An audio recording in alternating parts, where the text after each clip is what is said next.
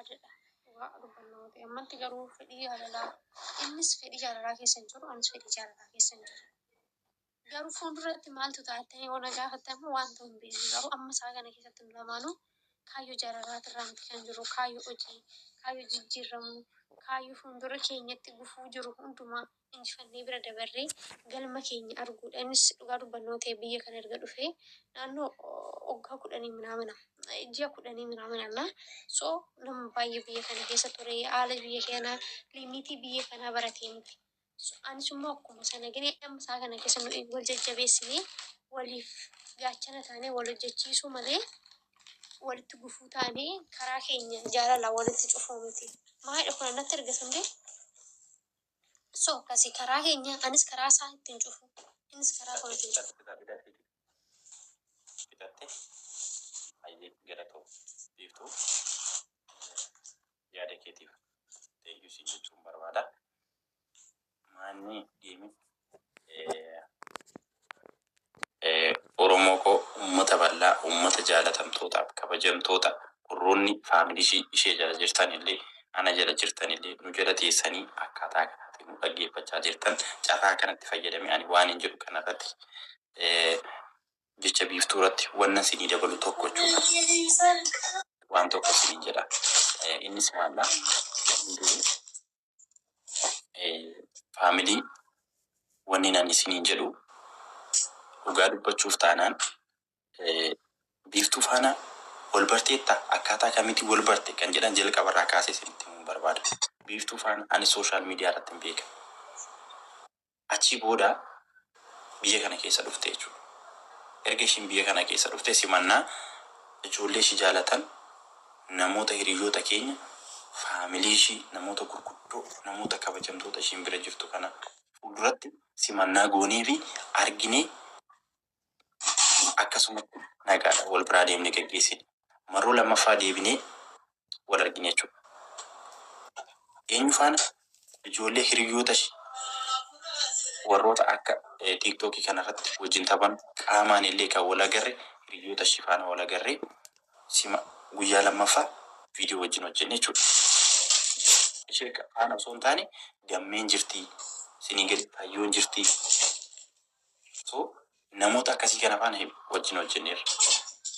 Inna anii fi biiftuun jaalala yookaan chiikiis miti jaalala hiriyyaa walirraa hin qabnu jechuudha. Waan si dubbachuu qabdan. Maaliif yeroo baay'ee dhugaa dubbachuuf nama dursee waan ta'e dubbachuun baay'ee waan natti ulfaatuuf kan hin callise jechuudha.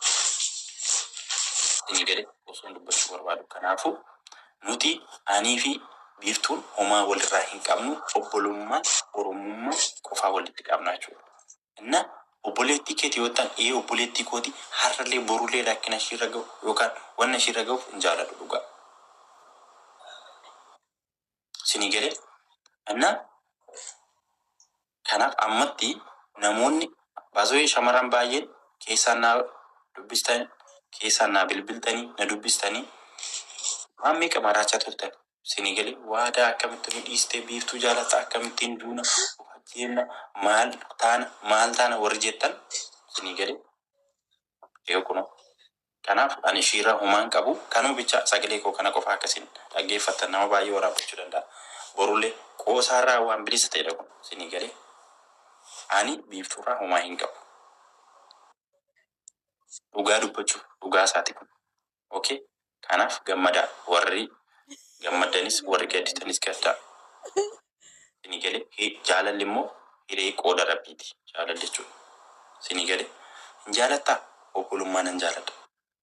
Oromummaa nan jaaladha. Dhugaa amma akka obboleessa ishee hangafaatti biiftuu akka obboleessa kee hangafaa tokkotti ani si biran jiraarraallee borullee boru iftaan immoo wanti hunduu fedha rabbiiti waan ta'uu hin beeknu. Har'a buluu keenyayyuu dhugaa dubbachuuf taanaan kun fedha rabbiiti waan ta'eefi akkasii sinii jedha. Yaa ani finni kan obbolummaa irra zallalee homaa irraa hin qabnu gaasa. Ani sin dhiisu.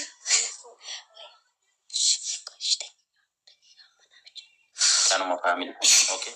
Akkasiin hubattan. Innaa guys ani finni kan obbolummaa irra zallalee homaa hin qabu. Ijoolleen baay'eenis leeffamu isaa kana. waadaa karaan nu baname. Rabbi dhugaa riiliidha kun miidiyaa hawaasaati baasee. Akkasii. Kanaafuu warri gadditanii boosan immoo soorii ashaanguliitii boochaan barreessinaa shi faamili. Namni du'e hin jiru waan ta'eef. Namni du'e hin jiru. Garuu immoo jaalalli gaas akkuma kanatti utaalaniituma kan koramu nuti obbolaa ammas immoo nuuf waadan akkuma nu agartan firiindiidha. Gaaddanyoota wajjin taphannaa akkuma kana wajjin geemi taphannaa galgala isinii galee. Booyina ashaanguliitii boochaan barreessinaa dhugaa waaqayyo. Na biraazarii godhaa. Baasawee aadaa baay'ee hin jaalladha. Gisee baay'ee mistira koonan dubartiitti ni mannee waadattani madhan. Bexaam tan jaalladha yemir. Ani hangafa kootii walitti isa jaalladha. Yemir naaf jiraadhu. Kuma naaf jiraadhu. My bras. Liiftuu dhugaa dubbachuuf taanaan baay'ee si kabajaa jalqaba seenaa keerraa kaasee dhugaa. Maaliifi akkan sitti yaadu kan na godhe seenaa keetti si gale. Uummanni kun maaliif biiftuu jaalata? Maal taanaan rakkinni biiftuu maal ta'e keessa galee hubadheen si galee akkasitti dhiyaadhu kan na taasise. Har'allee borullee warra biraa hin duullu wajjumaan jirra. Laalaan ani fatee macheen dhugaa dubbannoo ta'e waadan odoo anis isa dursheetti daarii godhadheenis na dursheetti daarii godhatee gaaddanyinnatiin keenya obbolummaan keenya adda fagaatu. Maaliif obbolummaaniif gaaddanyinnatiin nuyi walirraa qabnu walirraa fagaatu don ta'in kan walitti jabu. Ashaanguliitii boochaan bilis kaasa. Inna biiftuu abbaa barbaade si galee aan dhugaa dubbachuuf yoo si barbaachisaatii kanatti bakka si mijate taanaan dhugaa sitti tole taanaan abbaa barbaade si galee. Inna aan immoo kan waadaa si galu har'allee boruulee si biraan jira si galee. Sappoorti si gochuudhaaf si galee sin kabaja sin jaaladha hin beekta jechuudha. Inna waa'ee qof waa'ee keetii jedhanii namoonni immoo ololan taane baatanii deeman. Amma dhaggeeffadhu laa geemii kana si bu'ee jennaan har'a shaaworii si galcha. Kanumaan finnee. No isa finnee kaa bakka finnee obbolaa wajjin geemiin taphanna hin taphanna wajjin wal qaxxaana kalaas kana booda walii azanuu walii misgaan jechuun hin jiru hin qaxxaamta. No faamilii dhugaa waaqayyo yaa waadaa dhiiskaa finnee bakka finnee amma geemii taphachaa irraa dhiiskaa nu rabbashin. Nu rabbashin kaa waadaa amma geemii keenya seeraan taphanna. Gaayis rabbiidhaa tuma jechuudha. Ija kiyya akkatti na gubee ilaala. Ija kiyya akkatti na gubee jiru. Waayinee dabilii dhalakkaa galatoomii biroo. Ija kiyya akkatti na gubee agartanii akkatti na naqaxxee. Anis ammoo jechuudha gaayis har'a jirarragisi godhee ni sabata. Faamilii bakka ashaanguliitii boochaa dhiisaa bilis. Innaa gaayis dhugaa rabbi arrabcha amma bichaan sima yoo si adabe jechuudha. Inni adabamu maaliif beektaa? Maaliif beektaa? Osoo namooti yookiin otoo si moo'ee kana bakka eebbumaan wal biraa taphannee deemna shi. Guyyaa boruuf dadhabeera baay'ee. Dhugaa hin beektaa hojiirran oole baay'ee dadhabeera bakka. Otoo si moo'es otoo ati namootis garuu abbaa wal moosisuu ilaalamu uummanni kun jechuudha. Taaftaa midhaamisuun mo'ame sammaan. Faamiliin booyinaa bakka hin namni hin duune baasee sinii galee ani sinii himeera hireen qoodaa rabbiiti. Ani ammatti dhugaa waaqayyo fuudhuu hin yaanne jechuun bakka ammatti fuudhuu hin yaanne sinii galee keessa kun jiru hojiirra jira waan ta'eef amma kanatti bakka jireenya uummadhee jiraachuu hin yaanne bakka. Wayinee keenyaa laagubee duraanii kan ga'e ture. Abbaa 10 lama naa kennaa gaayis. Abbaa 10 lama.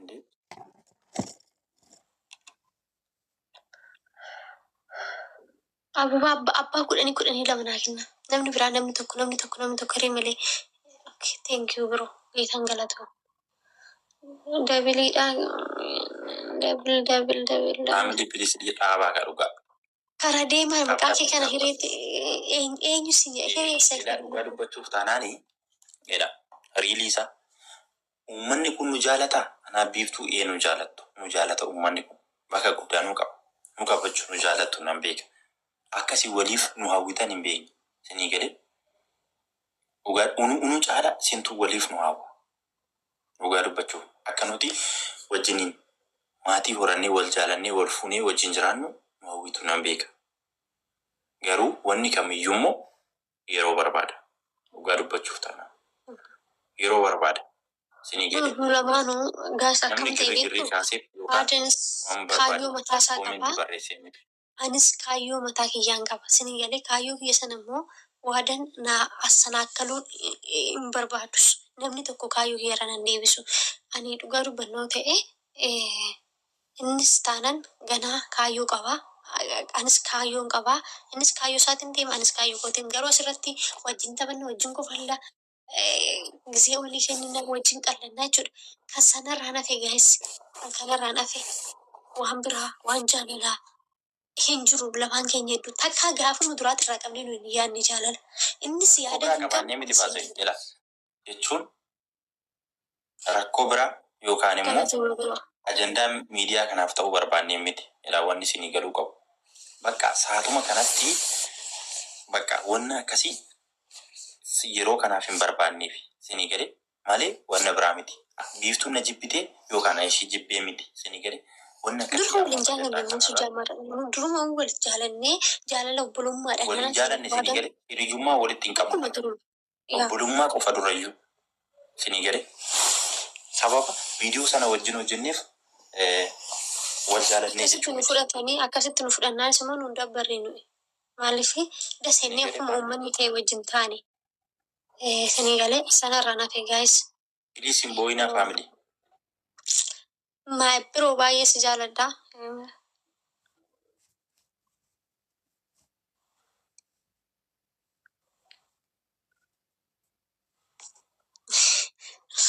Kara deema. Na akkasii. Dhaabaa akka koomentii taane dhiisaa akka dhiisaan boo'ina dhugaa. Akka nu jaalattan beeyna jedhee raamaan isinitti mee rakkoo. Kana koo isiniif iyyuu ibsuu miti isinuyyuu hin beektu. Isinii galee miti. Ani immoo kabajan namaaf qabu kabajan ofiif qabu beektu. Ani akka ormaa kanallee akka nama jechuun as jedhee achi hin jedhullee hin beektu jechuudha. Hojii koo qofaadha taargeettiin koo jechuudha. Dhugaa waaqayyo. Waadaa. Beekta miti ati. Akkasuma lubbu. Dhagee amma. Qoyimee laala karrartu. Qoya.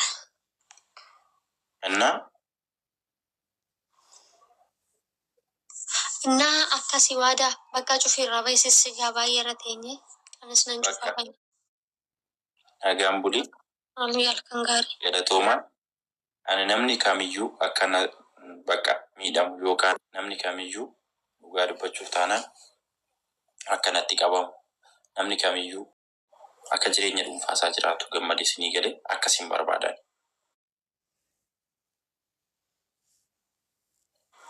Dhugaa anaaf haa ta'uun jedhu ani namaaf haa ta'uun jedha filannoon koo.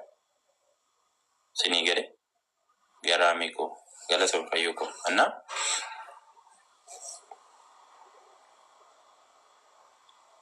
Ammatti ani dhugaa waaqayyo yaada akkasii qoradhee hin jiru.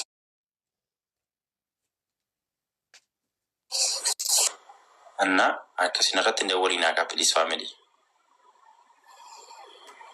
Ani yeroo baay'ee dhugaa waaqayyo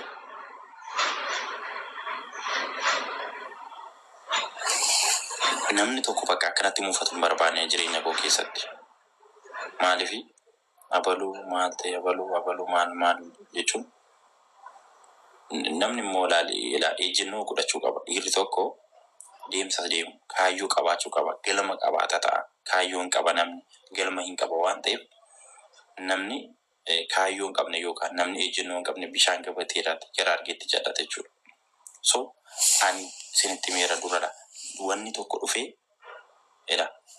dhufee jireenya kee sitti bu'uu danda'a. Gaariin isaa maanis ati bakka kee gadhiisuu hin qabdu yeroo sun isinii galee miti. Kanaaf biiftuun daa'imaa sirriidha nan gorsa. Biiftuun yeroo ishiitti tole yeroo ishii barbaachisetti nama barbaadetti heerumuu dandeessi. Waadaan nama isatti tole abbaa barbaade yeroo isatti toletti fuudhuu danda'a. Ammaaf garuu an dhugaa rabbii jechuudha hin beektu. Amma shamarran kabaju amma shamarran jaaladhu. Maaliif saatii kanatti akkatti ishiin qabamtee isinii galee jaalalaan qabamtee yookaan waan tokkoon qabamtee daandii taaftu barbaadee miti. Hin barbaanne kanaaf maal ejjennoo ishii hojii ishii bakka tokkoof tokko. Sini gadi hojii ishii taargeetiin ishii bakka dhugaa waaqa nama arrabsuu dhiisi bakka nama hin tuqin jabaadhu. Aizoo shaabsir si wajjinan jira uummanni Oromoo si wajjin jiraadha. Kanadha faamdi.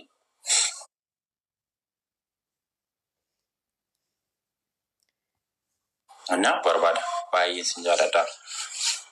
Baay'een sin kabajaa. Ana fuudhii ayee galatoo. Akkasii uummata kiyyaa warroonni hojiidhaaf na barbaadan ijoolleen dhiiraa biyyarraa dhufuu barbaadan seera qabeessaan akka qajeelfama mootummaan baasetti isinan fidaa. Akkasuma shamarran kontiraata keessan xumurtanii biyyoota garaagaraa irraa gara Dubaay dhufuu barbaadan ijoolleen kaargoo argachuu barbaadan ijoolleen ID dhuunfaa keessanii hojjechiifachuu barbaadan na dubbisuu dandeessu. Hojiin kiyya akkuma itti fufeetti jira.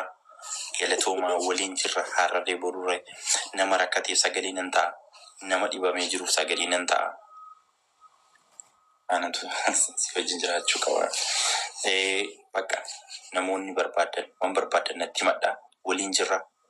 Baazawee amma sa'aatii kanatti sagaleen kool ka'ee jira. Dhaggeettii nan qaba. Galata Waaqayyoo galata uummata Oromoo siniin jechuun barbaada. Akkasii galatoomaa Girmaa Mutola siniin jedha Oromoo. Nagaa naa turaa galatoomaa kan gaarii qabaadha.